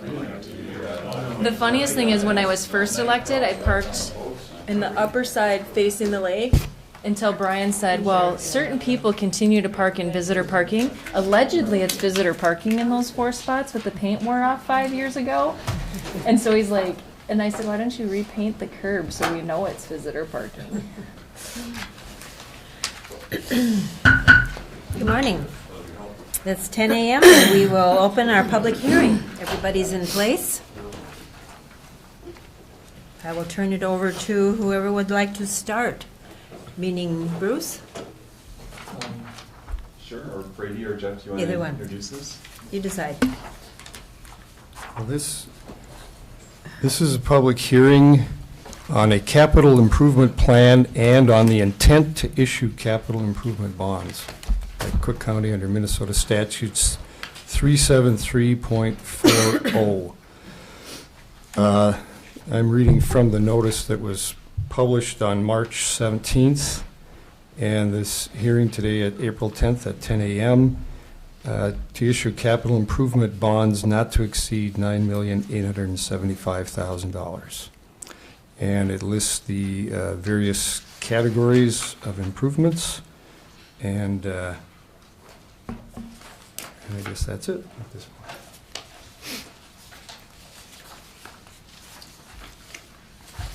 Okay, would Yeah, I you think- let me up there, or is this okay? Okay, great. I think Good Bruce morning, can- Morning. Chair and Commissioners. I'm Bruce Kimmel with Elders. I'm going to walk you through a few pieces of information. Just want to start with the 5-year CIP itself. I believe you have this document. It's for the years 2018 through 2022. And this is technically the basis for this public hearing. For this type of CIP bonding, capital improvement plan bonding, state statute requires the preparation of a document like this one that answers very specific questions as laid out in state statute. This is what we call a bond CIP. It really shouldn't be confused with an overall CIP for the county that might include a broader array of potential projects. It's really just contemplating the projects that you intend to bond for, or you would like to reserve the right to bond for as part of the actual bonds that will be coming later this spring. So this step is really just to review this document. I'm not going to go through it in any amount of detail, but just to put it in context that it is really a statutory formality as it relates to this specific type of bonding. I would also a resolution approving the CIP. There is a 30-day window in which citizens can file a petition to basically move this bond question to a referendum. We don't anticipate that happening, but that is something that really needs to be explicitly stated. It was part of the public hearing notice that was published in the newspaper, and it's stated very clearly in the CIP itself. So that reverse referendum window is kind of a key part of this bonding statute as well, but assuming you go through that 30-day period without a reverse referendum petition being filed, then we should be in good shape to sell the bonds on May 21st for award on May 22nd. Are there any questions about the CIP itself before I move to the pre-sale report that contemplates the CIP bonding as well as the capital notes? Questions? All right, well, thank you, Chair and Commissioners. Then I will go to the pre-sale report for the proposed $9,545,000 GEO Bond Series 18A. This is the bond issue that actually then puts the CIP projects into motion with an actual financing plan. And you can see that we've discussed the purpose, the authority, the term and the call features, and some of the other attributes of the proposed issuance. What I'd like to point out, and you've seen this project list a number of times, is that we've got three purposes here. One is the transportation sales tax funded projects, and that's those are 5 projects totaling an estimated $6.9 million. You have 5 capital projects identified for facility improvements, and that totals just over $2 million. And then you have just under $400,000 of equipment purchases. So all 3 of these purposes are being combined into one bond issue. The TST funded and the capital projects, the roughly $8 million of the $9.4 million total, those are being repaid over a 20-year term, whereas the capital notes are being repaid over a 7-year term. And if you go to the graph that Brady just passed out, this I hope gives a good illustration of how the county will be repaying this proposed bond issue, or at least how it's scheduled to do so. The blue bars represent the CIP highway, the CIP portion that is for the highway projects, and they'll be repaid with the half-cent transportation sales tax. And you can see that it's really by far and away the lion's share of the bond issue, with debt service right around $500,000 per year for 20 years for that blue portion.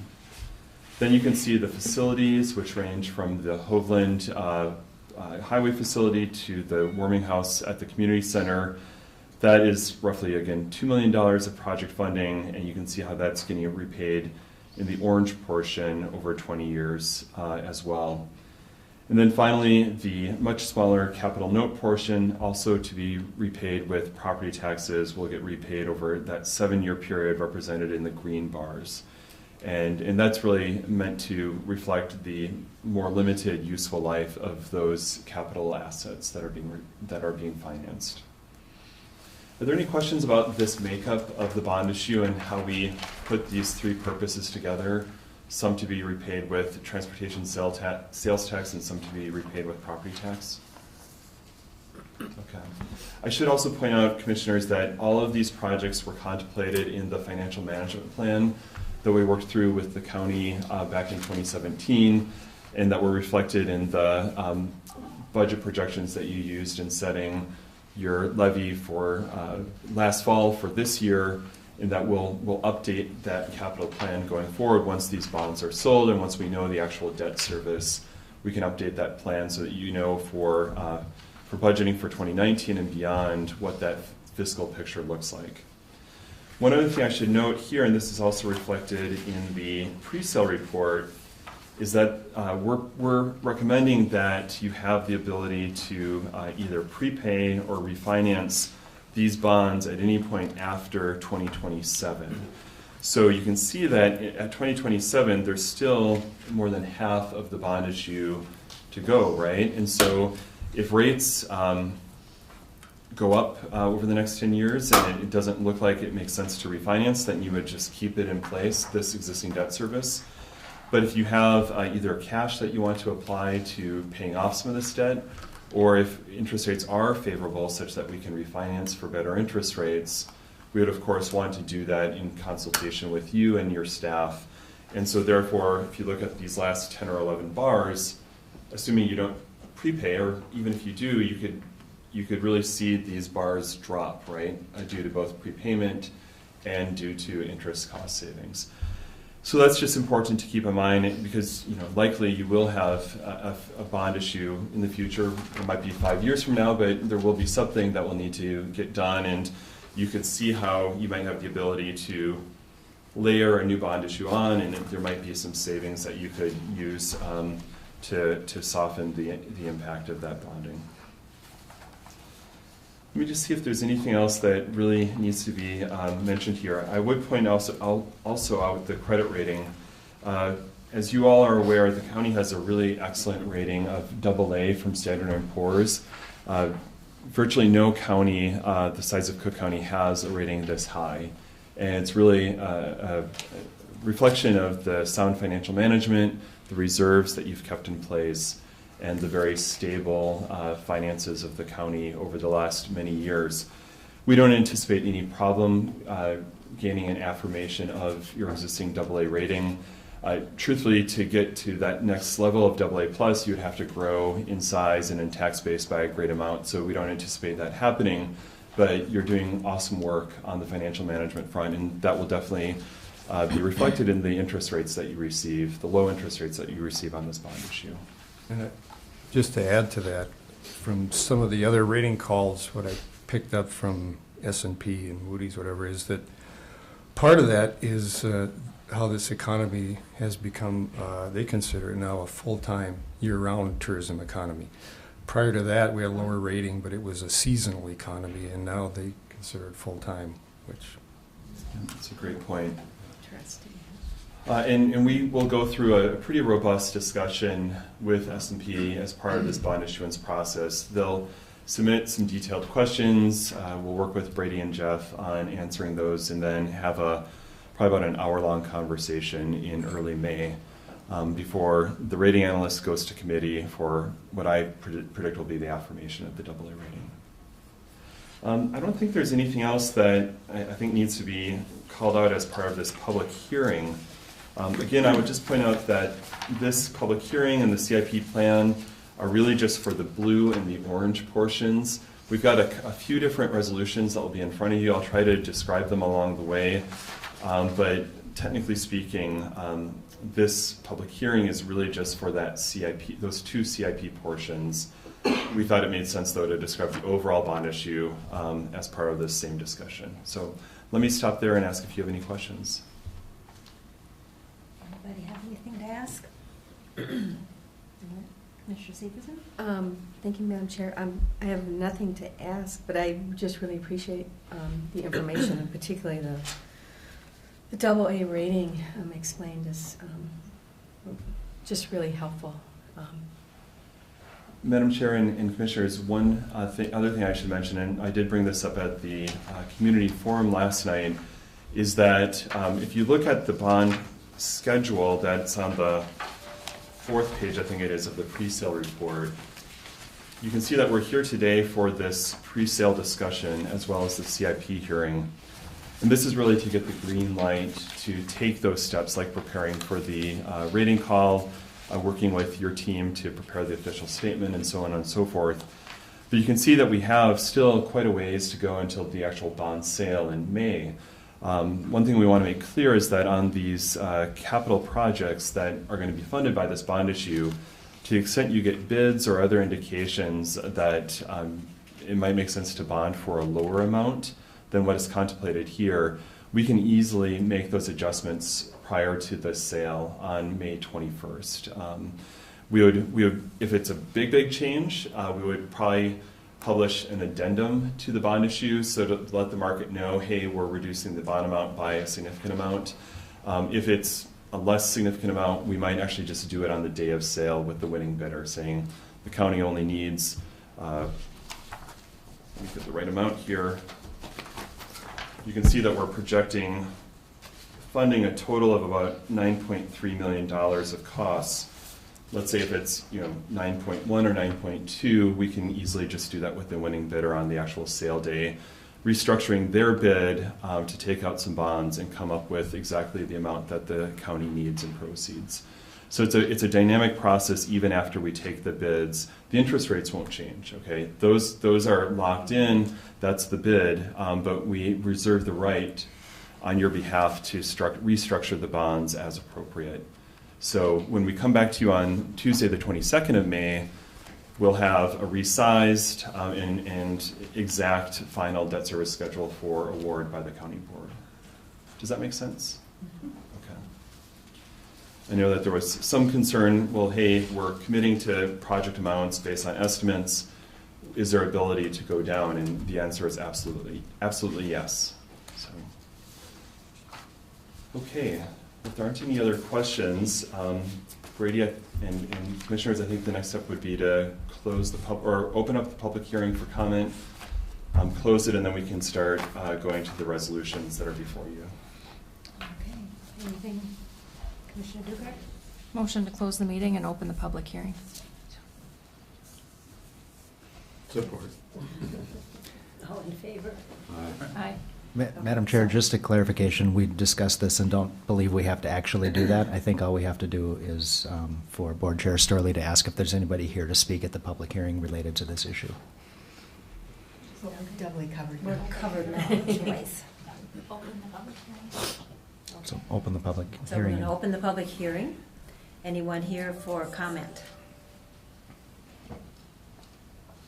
Okay, then we'll proceed then. Bruce?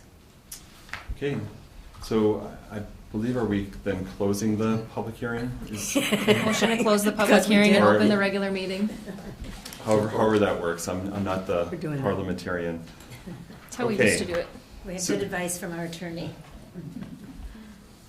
So you Please have take a the number vote. of resolutions before you. The first is to approve the CIP itself, this document, and announce your intent to issue bonds under the CIP.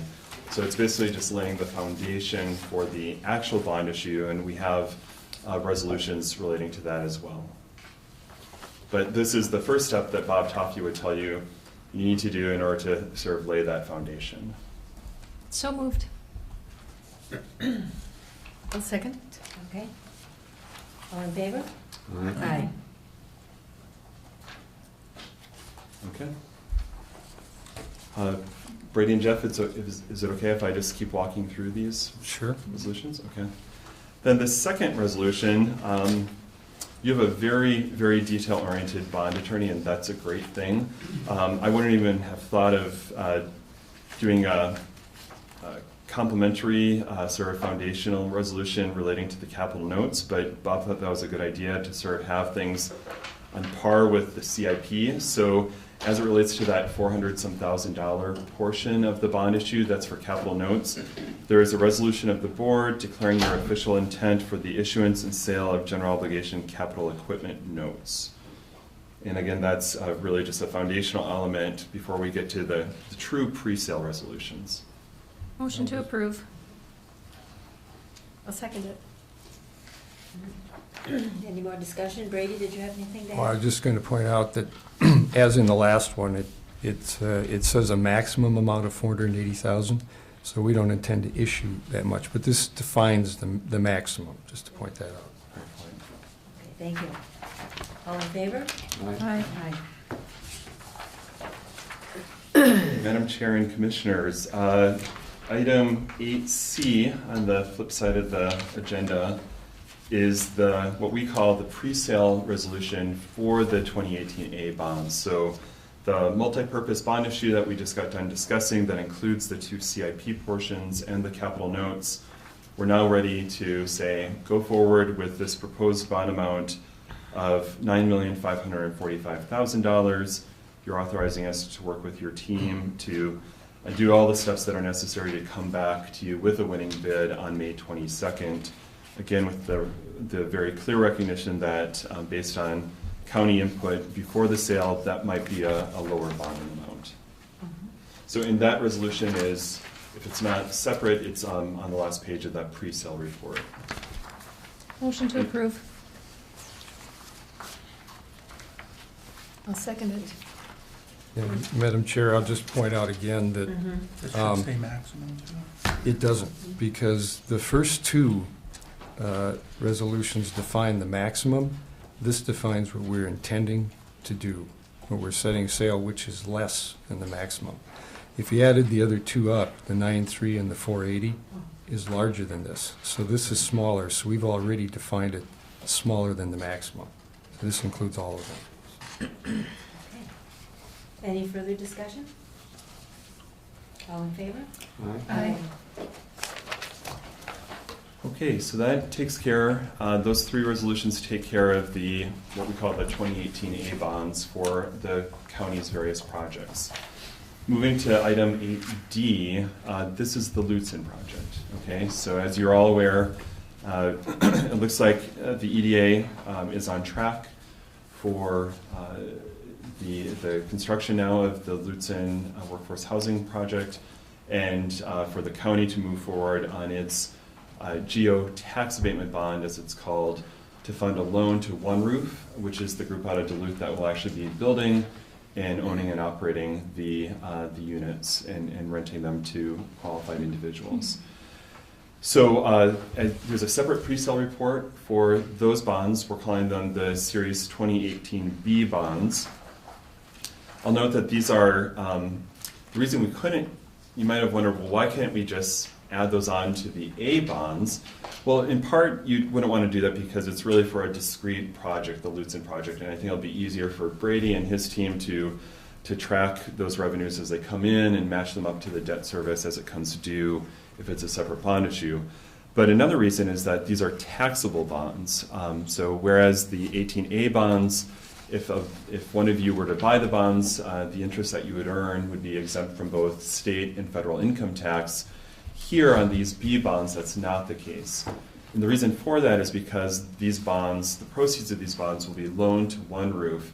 And even though One Roof is a nonprofit organization, believe it or not, under federal tax law, the feds don't give them credit for tax-exempt bonding. So it's very clearly a taxable issue then. And so an investor buying these bonds would pay income tax on the interest that they would earn, and that's why the interest rates on these bonds are going to be higher, even though they're still secured with the county's general obligation, and even though these bonds will also have the AA rating from S&P, you're going to have that interest rate differential. So we've taken that all into account. We've worked with the county team, Bob Tofty, the One Roof team, Scott Harrison. Many folks have been involved for several years, making sure that the housing revenues as projected are going to be sufficient to pay this debt service. And you might recall, we're actually looking to, we've set up the debt service so that there's a 1-year lag, and you can actually cancel each year's abatement levy, so to speak, based on the revenues that you have in hand from the Lutzen project.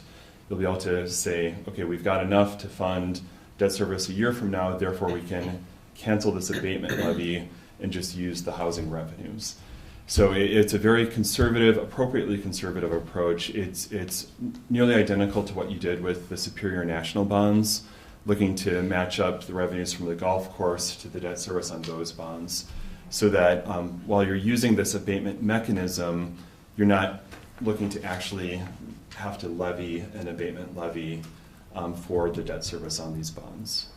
And I should also point out that there's some capitalized interest, which means we've built some interest payments into the bond issue itself so that the interest that's due while the project is being built and during that first operating year when it's building up its first year of revenues, the bond issue will make that payment for itself essentially, which also protects the county and makes sure that you don't have to come out of pocket for that interest payment.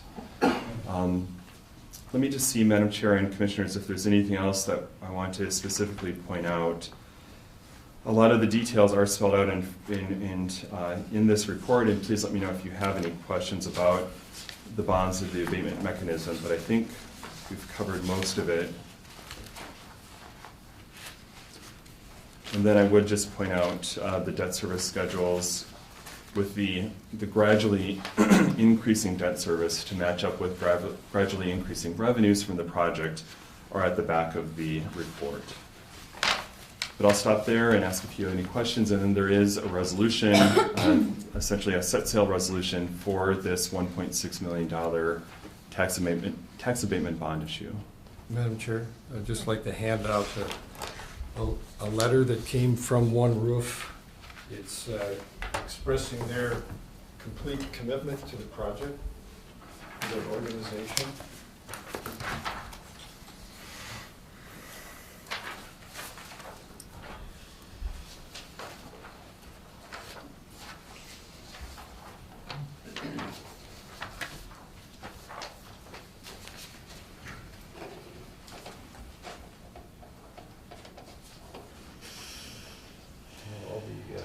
Members of the EDA board have that.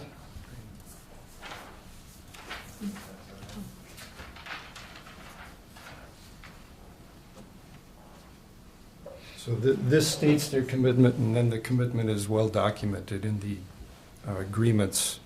It'll be signed also, the development agreement.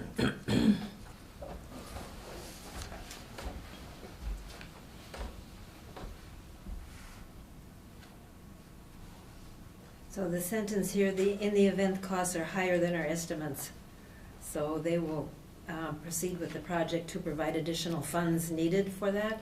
So that's a very good statement, because we never know. Right. Hopefully they won't be. Right. Yeah. So yeah, I should mention, Madam Chair and Commissioners, that your loan amount is capped at the $1.4 million that this bond issue will fund, and that One Roof will be repaying over time.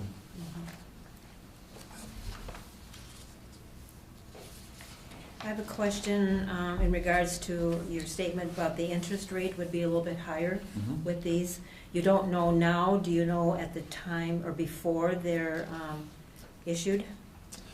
We'll know on the date of sale, Madam Chair. So we'll be obviously monitoring the market, and if something were to go awry between now and May 21st, such that interest rates were to spike, we would call your team and Scott and the One Roof folks right away and see, does this have a material effect on their pro forma, on their operating cash flow and ability to support that debt service. But we're not anticipating anything like that happening. So what we'll do is receive the bids, lock that in, and rerun the numbers with the actual winning bid, and then we can actually update that housing pro forma as well and see how the debt service compares to our estimates. But I should point out that for the 19 to 20-year term of this bond issue, depending on how you count the years, we are projecting an interest rate of about 4%, whereas on the 18A bonds, it's about 3.3%. So that's the estimated differential. Okay. Motion to approve 1.6 million tax abatement bonds for the One Roof Housing Project. I hear a second? Support. Any further discussion? If they default on these bond payments, who's responsible for them? Well, I would have to go back and look at the development agreement and the loan agreement that will be part of this multi-part relationship. There is, I should also note, there is a contingency built in such that if the revenues are insufficient in the first year due to maybe a slower lease up than anticipated, there is a cushion of some amount of money that has been built in to pay for that debt service. If there is a default,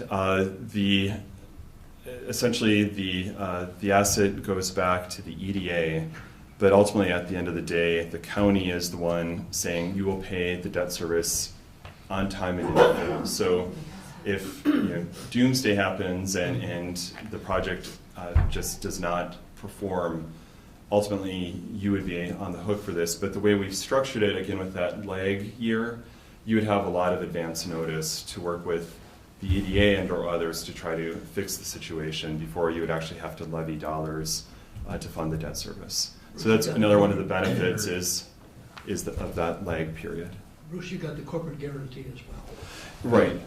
And that's for $6 million, isn't that worth? Yeah, they've got a security agreement with the organization, so the project may fail, but the organization itself is behind it with about a $6 million net balance sheet. And One Roof has said, it's been a while since we've discussed this, but One Roof has said, they don't want to see this project fail in any circumstance, and so not, in addition to the corporate guarantee, they would, as soon as anything started to go wrong, if anything went wrong, they would take corrective action to try to make sure that those units are leased up and stay leased up. And the support in the first year that Bruce was talking about it's $60,000 from the businesses down there. It's built in, it's a shortfall agreement, it's part of the development agreement. So they'll cover that for the first year. Any other comments, questions? Okay, all in favor? Right? Any opposed? Thank you. Thank you. That's all I have, and we'll see you in May. Thanks very much. Thanks, everybody. This is huge for all of us. Thanks for all your work. Everything, yes.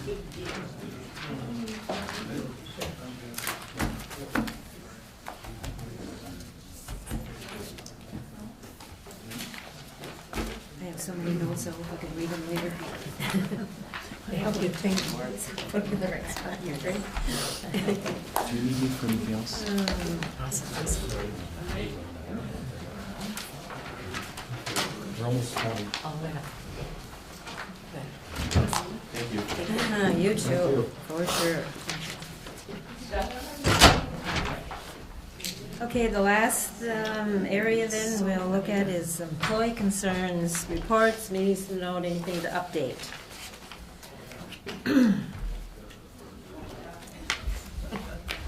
Well, we have a meeting to report. Commissioner Bershheim and I went to a leadership summit, and it was excellent. We came back with a new view of how we work with other people and how other people work with us, and how we need to encourage perhaps maybe a leadership summit here. We'll have to see. I could just follow up. It was presented by Top 20, and it's the whole idea of this is based upon, are you above the line or below the line when it comes to your relationships or attitudes and lens and looking at things. And of course the top 20 is where you want to be, and you don't want to be in the bottom 80, and it's just a new conceptual concept. But I think the main thing that I took away is maybe applicable to county or other organizations is, you know, that each of us, when we work in an organization, we're sort of committed to help each other succeed. We try to let everyone know, just like the cards today, that they're special and important and contributing to it. And also another aspect of that is if you see a problem, you own it. So just don't blame someone else. And I think we all, myself and everyone else, can always work on this one, and it's the biggest challenge of all, is to honor the absent. In other words, don't talk about people behind their back negatively. So those were the four things that I sort of took away that I think we all can work on as commissioners and employees of the county. Any other reports? I think me and Jeff and Myron have our first joint engineer meeting on Friday in Lake County. So. Awesome. Thanks Good. for doing that. Very good. How about meeting updates? Anything coming up that we should talk about?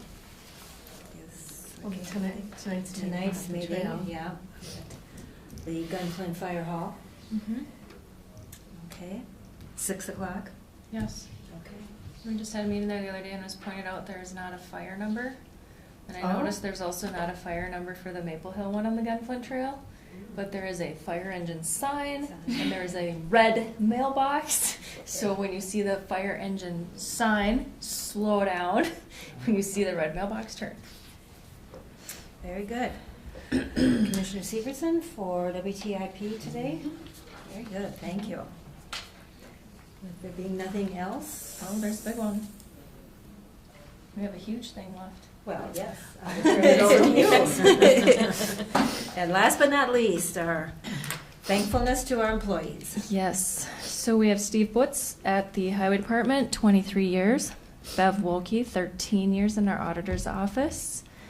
Joe Zoller, bumped into him the other day and thanked him, and he did point out that he and I actually have been working for the county for 16 years. When I dispatched at law enforcement, he was part-time starting out, so I thanked him for reminding me how old I also am. Lynn Wright, upstairs in public health, 4 years. Dusty, 39 years in our recorder's office. Thank you very much, Dusty. Kirk Orborg, 11 years in our IS department. Leah Ekstrom, 2 years in the attorney's office. Curtis Laboda, 13 years in the Highway Department, and Dan Berglund, 8 years in the Highway Department. So thank you to all of you, and it really doesn't matter if it's 2 years or 39 years. We need each and every one of you, and you are all very important to us, so thank you. Okay, with no other business, we will ask for a motion to adjourn. So move. Second. All in favor? Aye. Thank you, Stanley.